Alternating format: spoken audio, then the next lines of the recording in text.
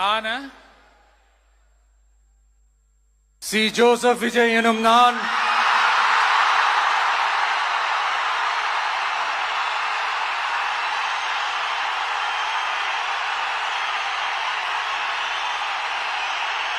சட்டப்படி அமைக்கப்பெற்ற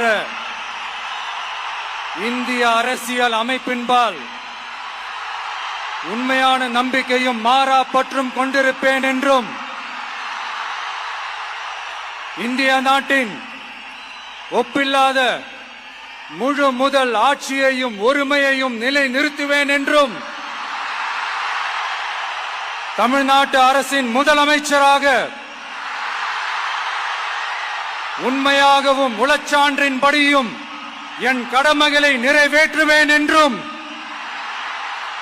அரசியல் அமைப்பிற்கும் சட்டத்திற்கும் இணங்க அச்சமும் ஒருதலை சார்பும் இன்றி விருப்பு வெறுப்பை விலக்கி பலதரப்பட்ட மக்கள் அனைவருக்கும் நேர்மையானதை செய்வேன் என்றும் ஆண்டவன் மீது ஆணையிட்டு உறுதிமொழிகிறேன்.